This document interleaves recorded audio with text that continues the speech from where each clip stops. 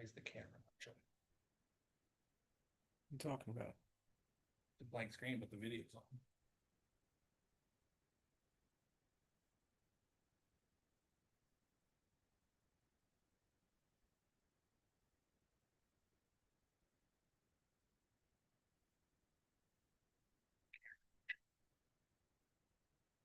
Talking about? Blank screen, but the video's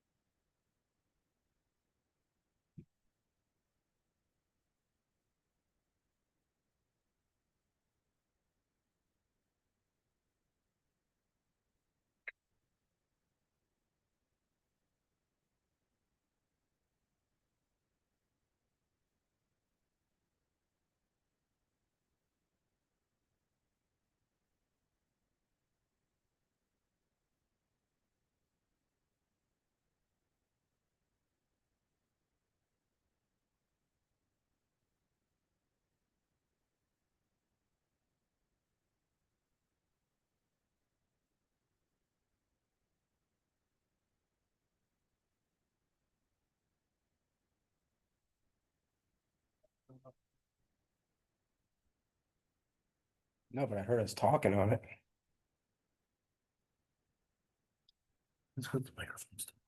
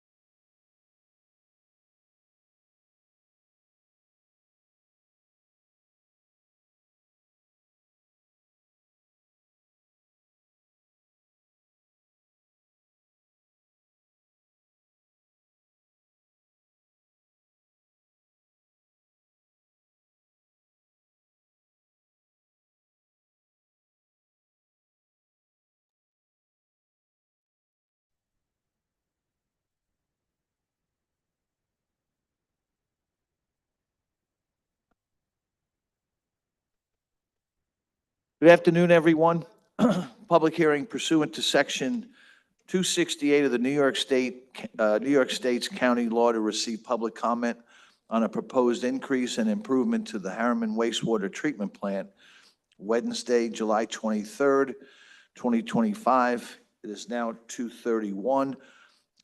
Physical Services Chairman calls the public hearing to order. Would you please stand for a moment of silence and a pledge to the flag?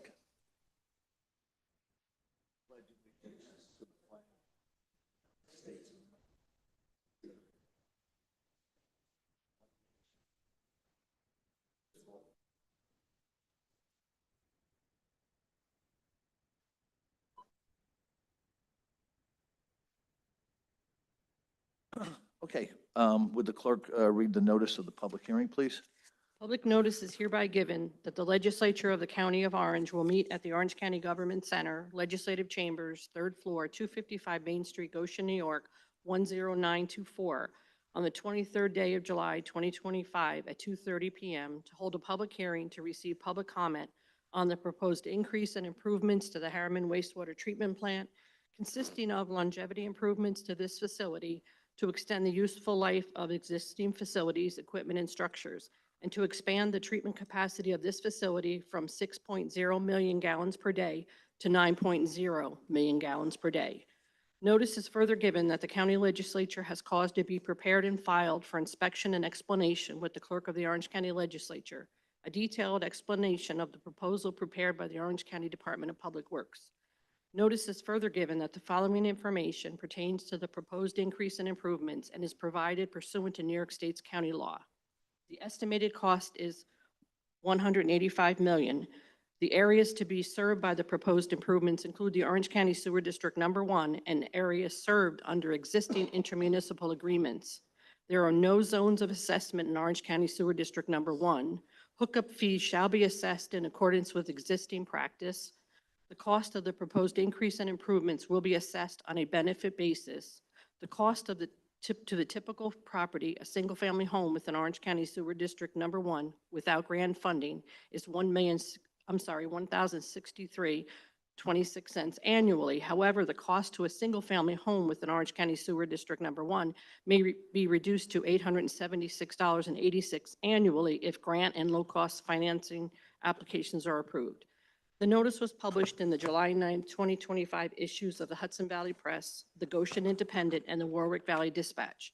The July 10, 2025 issues of the Hudson Valley Times Media Group, Walk Hill Valley Times, Mid-Hudson Times, and the Cornwall Local News of the Highlands. And the July 11, 2025 issues of Strauss Newspaper, Warwick Advertiser, Monroe Photo News, and the Chronicle. Thank you, Madam Clerk. I now call on Eric Denenga, Commissioner, Orange County Department of Public Works, and Robert Gray, Deputy Commissioner of Public Works, Environmental Facilities and Services, to summarize the proposed longevity improvements at the Harriman wastewater treatment plant and expansion of the treatment capacity, as well as Mary Beth Bianconi, Partner, Delaware Engineering.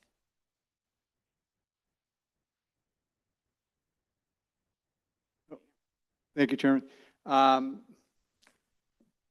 just wanted to, I'll introduce Mary Beth here in a moment, and I just wanted to reemphasize the fact that we did have a public hearing prior to this this year, and that any comments from the public that were received during that public hearing will also still be part of the record for this, so there is no need for anybody to repeat the comments that they may have already made prior to that. With that, I'm going to hand it over to Mary Beth Bianconi, from our consultant from Delaware Engineering. She'll give a brief presentation before we open up for public comment. Thank you, Commissioner. Welcome. Good afternoon, everyone.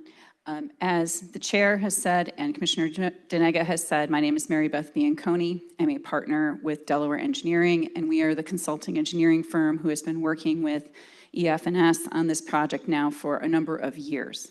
I have a very brief presentation that I think answers some questions for folks, and then when that's finished, the hearing will continue. So our project summary. The picture on the right is the wastewater treatment plant as exists today. It is in the village of Harriman on River Road.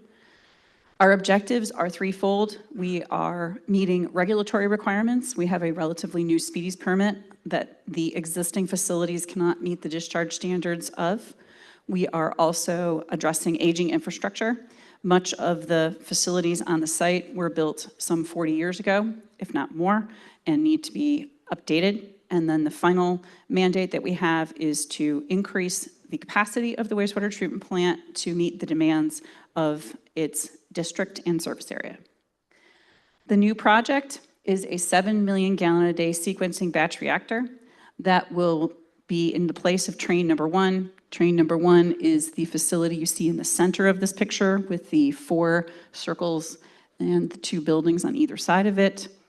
We will also be upgrading train number 3 to maintain its 2 MGD facilities for a total of 9 MGD. Train number 3 is our newest train.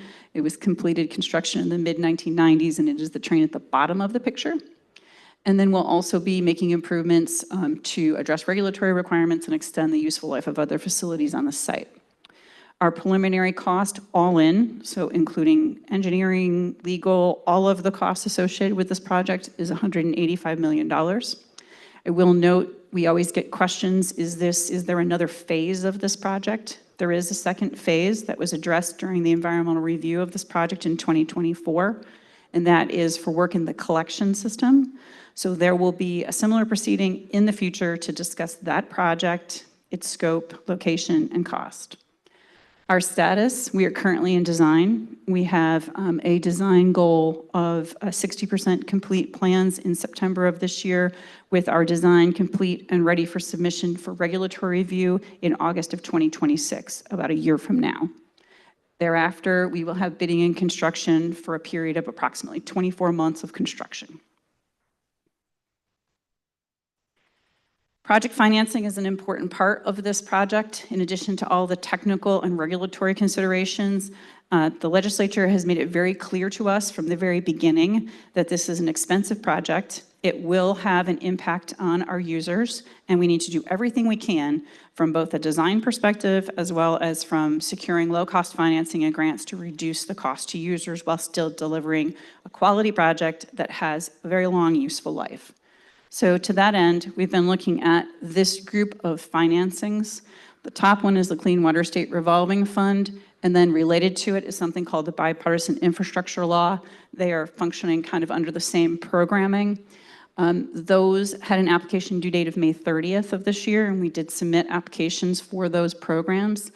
We were driving towards this date in particular because the Bipartisan Infrastructure Law, this is its last year, and we wanted to try to capture that financing because both of those are very valuable to us.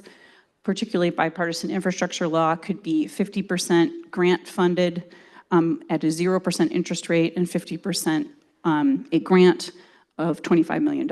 So that's not inconsequential.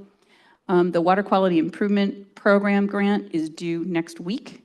And we have a draft that is at County Grants right now in its final review. That is due on July 31st, and it's up to $10 million in grant funds for the project. And then the final programming that we're working towards is something called Water Infrastructure Improvement Act, or WIA. That is a grant that is 25% of net costs up to $25 million. And that due date is September 12th. So we are working towards that as well. The net is the potential, and we can never guarantee anything, but the potential of up to $60 million in grant funds and low interest loans on top of that, which is very valuable. So this is our project cost. The column in the center that says O&M over the top of it is the current cost of the wastewater treatment plant. The wastewater treatment plant present has little to absolutely no debt. So the current cost to operate the plant, so this is human beings, chemicals, electricity, and all of the things that go along with it, is about $14.5 million. Offsetting revenue is the amount of revenue that comes in from users outside of the sewer district to pay for sewer services. The net then cost to the district that has to be spread among the district users is about $10 million. The number of units inside the district that pay for debt service is about 18,000 units. So if we do some math, we see that the cost per unit is $562.34. And that means that a single-family home in the district today is paying $562.34. I know we've talked about units before, and this has been a little confusing for folks, but think of a unit as the equivalent of a single-family home. So if you live in a single-family home, you are one unit. If you are in a restaurant or a hotel or some other use, you're going to be some multiple of a unit equivalent to the same number of homes. So if we were just to say that a home uses 350 gallons of water a day, and you're a hotel that uses 3,500 gallons of water a day, you're 10 units. So it's simple math. And it's an attempt to make it fair so that folks are paying as they are benefited. Oh, capital improvement. So the column on the right is our capital improvement project. That is the $185 million project. And just as though if you have a mortgage or you buy a car and you get a car loan, that total cost gets divided up over the term of the loan. So how many years, how many times a year are you going to pay? What is the interest rate? And it gets divided out, and then there becomes your annual cost. So that $12.9 million is the annual cost to pay back a $185 million loan. This math assumes no grants and no low-cost financing at over a 30-year period with 2 payments per year at a fixed interest rate that's based on the interest rate that's provided to us by the state for these types of projects, which off the top of my head, I don't recall it, but it may be 4.5%, which is pretty generous. We should be able to get a better interest rate than that. Of that, again, proportionally, offsetting revenue from outside users would be about $3 million, leaving inside the district to cover the cost of $9.9 million.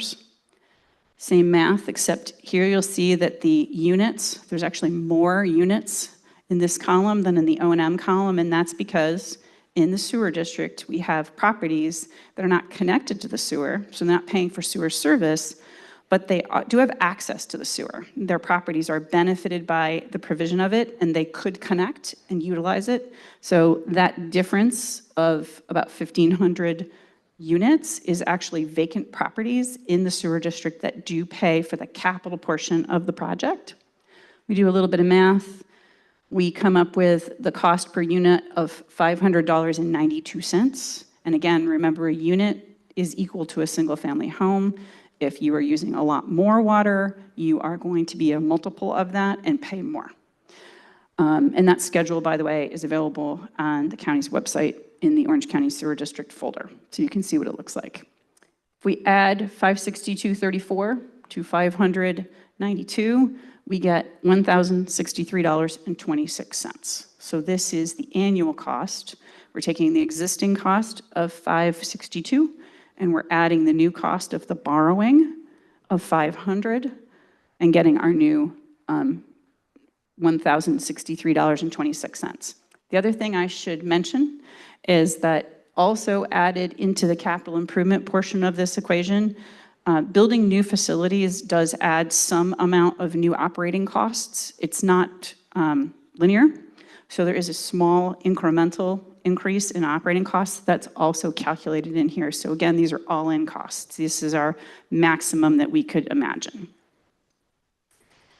In the hearing notice, there was a discussion that the potential maximum cost to a user for this project is $1,063.26.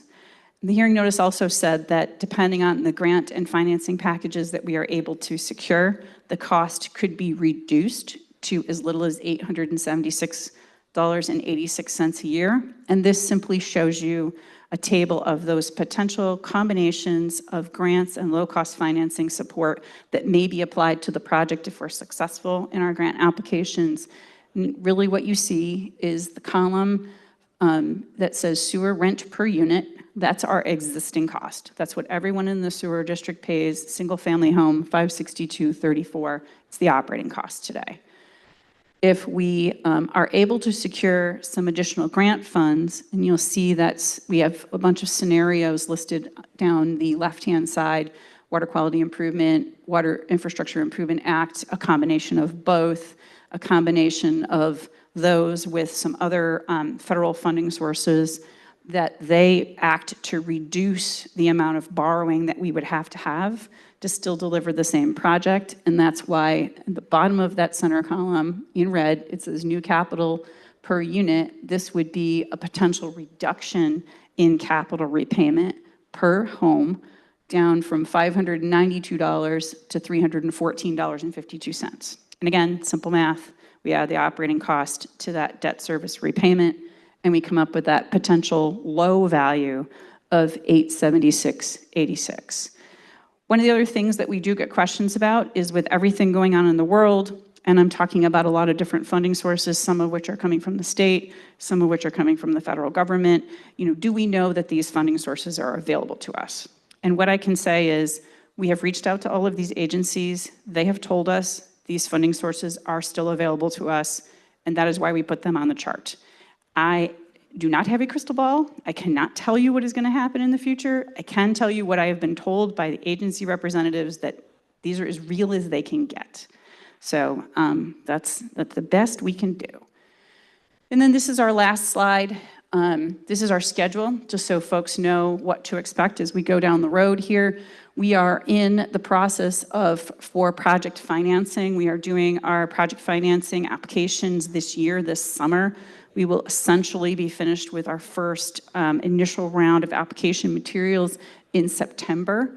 That makes it sound like, if you submit a loan application for a car, you usually get the loan a couple weeks later.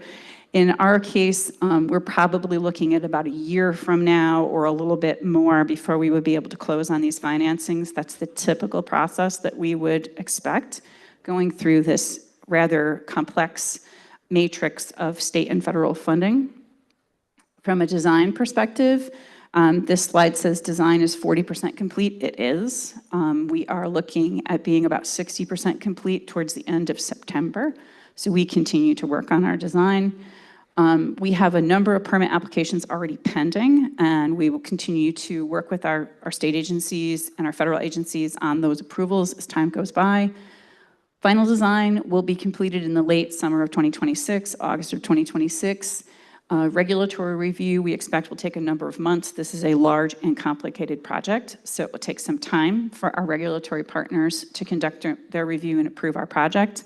And we would expect to receive approvals in early 2027, and then we will go to bid in early 2027 once we have regulatory approvals, and begin construction sometime later in 2027, and construction would continue through 2029, which I recognize is a bit of a long timeline.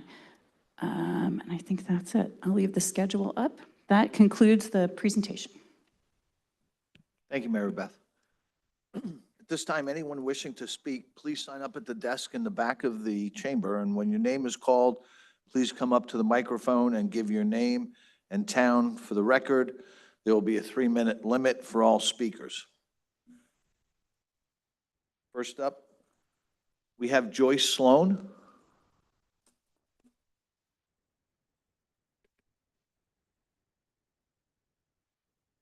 My name is Joyce Sloan. I live in Blooming Grove.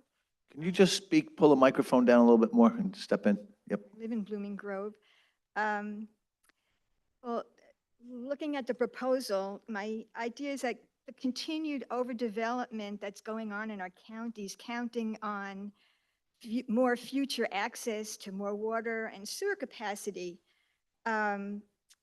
this changes, the overbuilding also changes the character of the area, which is why many of us moved to this area to begin with.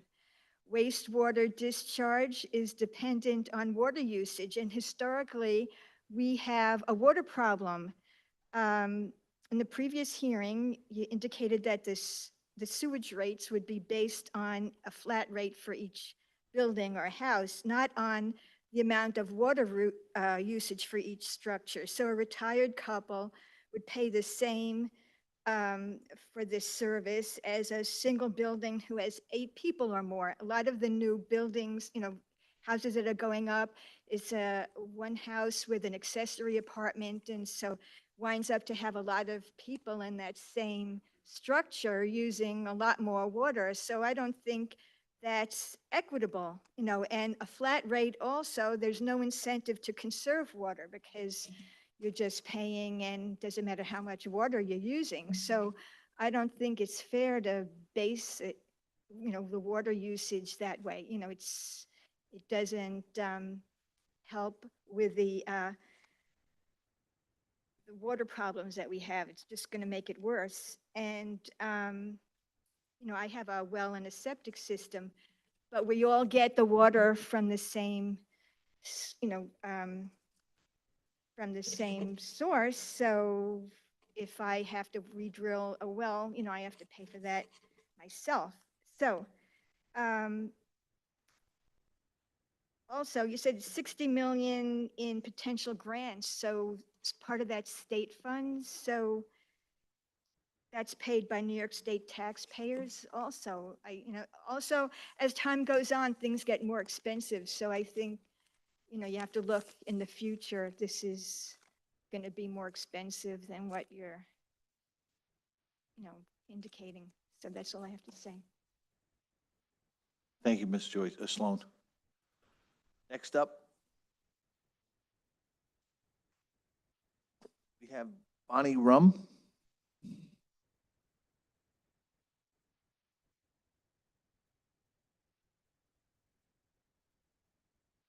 Good afternoon.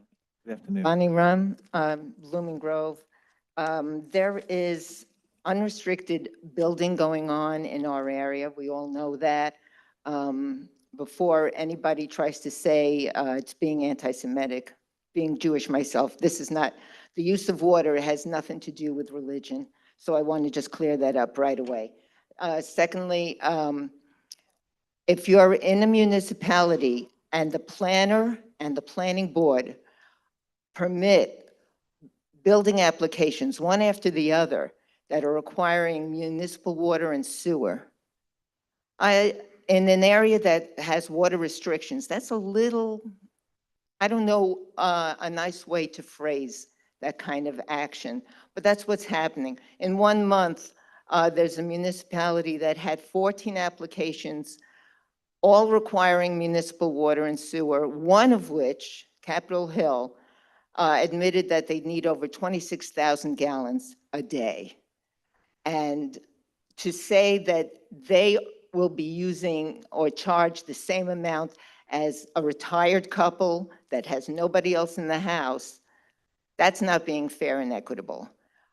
So I think you have to go back and maybe, if you really want to be fair about the way units are being treated, you can't just say, okay, I have this many bedrooms. Bedrooms don't use water, people use water. So it's the number of people. So monitor the water intake and outtake, whatever, and charge accordingly. Because otherwise, you're not being fair. Saying one house unit, as Ms. Sloan said, if you have a retired couple versus a large family or several families in a particular area, that's not equitable. And I'm sure you're aware of that. So perhaps monitoring everybody. And what if we're on septic and we're not using the sewer system at all? Are we going to be charged anything? Because there's no access for us. Now, if you're talking about potentially having access, it would cost an awful lot of money for people like me to get access to the sewer system since there's nothing near me. So let's try and be a little equitable and a little sensible. And if you're going to allow unrestricted development, perhaps the developers that are doing this development and going to get the income from it, maybe they're the ones who should be charged extra. Thank you. Thank you, Ms. Rum. Next up, number 3, Wayne Mitchell.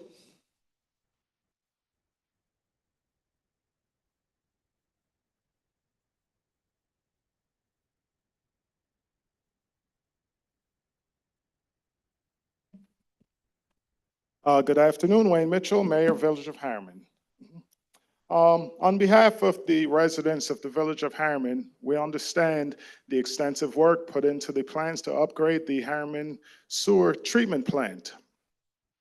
This is a monumental task that requires multi-year planning before any groundbreaking can occur. We welcome the relief from the egregious odors that we currently have to live with on a regular basis. As you know, the plant is not owned or operated by the residents of the village of Harriman, but is simply located within our borders. The plant serves not only the village of Harriman, but also Curious Joel, Monroe, South Blooming Grove, and Chester, the town of Palm Tree, as well as parts of the village of Woodbury and the town of Monroe and the town of Chester. Together, these communities comprise Orange County Sewer District Number 1. While these communities will benefit from the upgrade, only Harriman will be negatively impacted. The sewer plant is located directly across the street from the Brookside residential development in Harriman, which consists of approximately 100 homes. Furthermore, the plant is within 1,000 feet of the homes on Oxford Lane, comprising of 66 homes, Dover Road and Kensington Way, 16 homes, Scarborough Place, 4 homes, and Melody Lane, 32 homes, several ball fields, and the Mary Harriman Park. Combined, these communities represent a significant portion of the approximately 2,714 homes in the village of Harriman. The anticipated multi-year construction project will have an adverse effect on our quality of life through noise, dust, debris, roadway disruptions, strong, unpleasant odors, and potentially adverse effects to individuals with compromised respiratory conditions. Additionally, the construction may adversely affect our property values during the construction and other unforeseen issues. As the only community directly impacted by this multi-year construction project, we request that you consider some form of compensation or consideration to the ratepayers in the village of Harriman. We believe this is not an unreasonable request because of the unique location of the plant and the anticipated extreme disruption to our quality of life. We look forward to the ongoing discussions on this matter. Thank you. Thank you, Mr. Mitchell. Are there any other speakers? If there are no other speakers, I now declare the public hearing closed.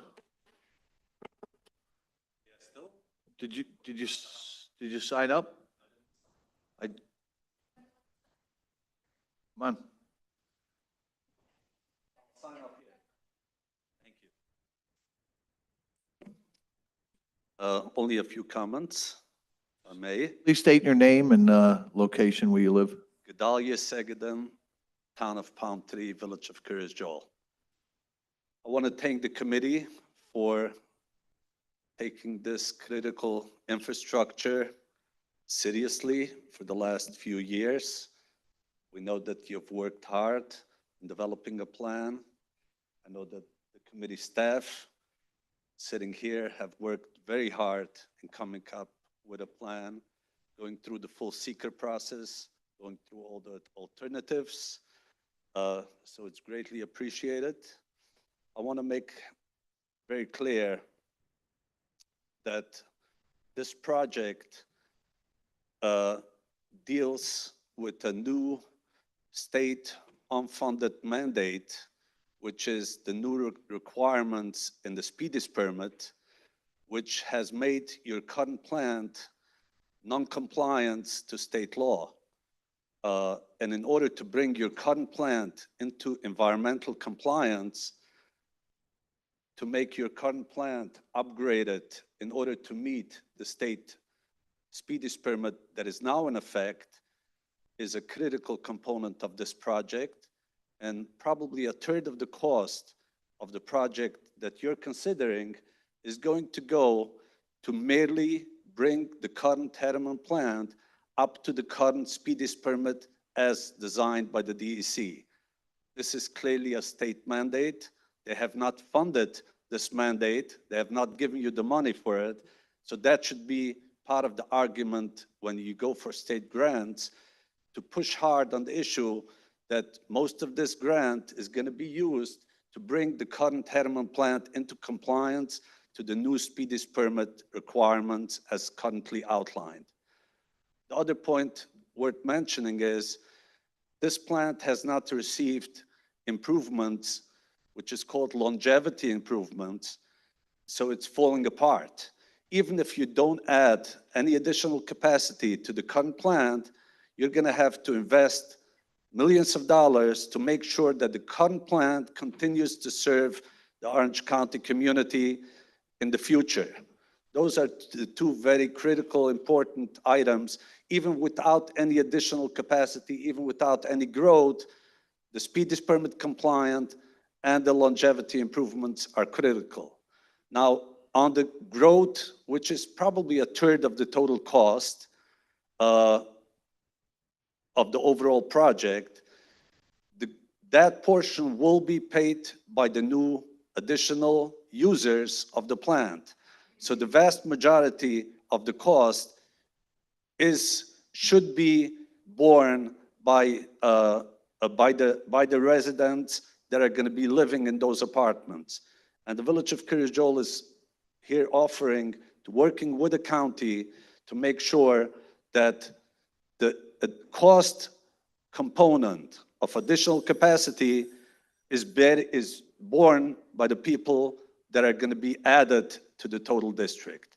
Thank you for giving me the opportunity. I'm here to work with you, here to work with the communities sitting here as a team to make this project a success. Thank you. Thank you, Mr. Zeganin. Okay, next up, we have Mike Egan.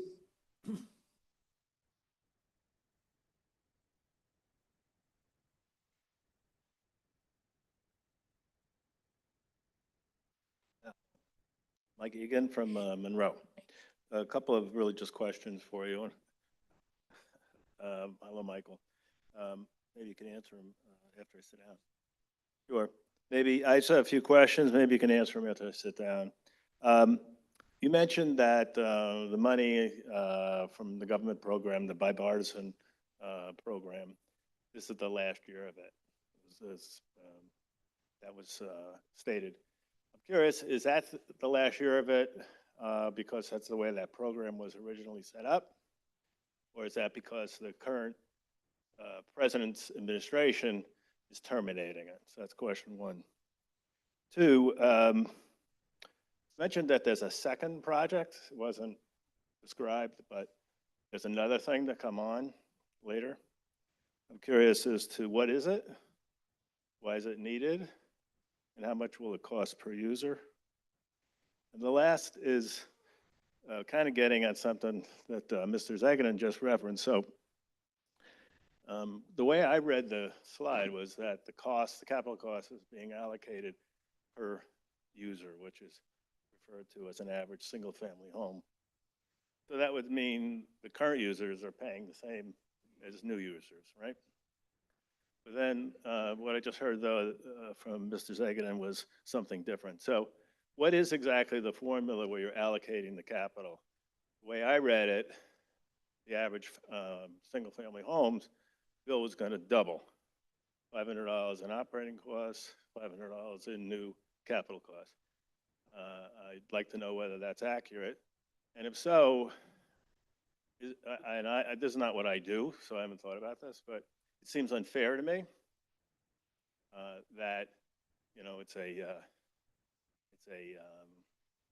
a balance where when new users come on, they bring on a ton more capital costs, and it's unfair then for the existing base to share that equally.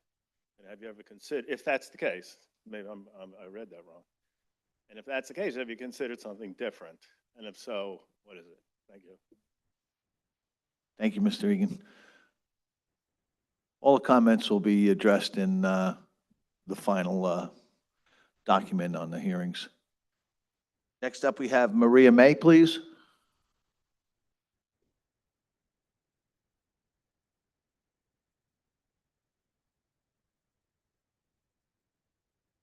Hello, I'm Maria May.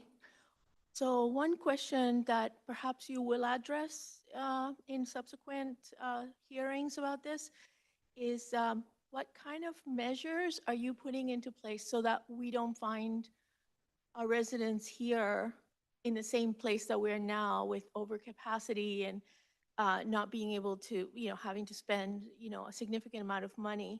What kind of preventative measures, what kind of safeguards are you putting into place so that we don't get to the point where everyone's bills are doubled, where we have to take such a huge, um, intake of money in order to have, a service like sewer work? So that's my thought.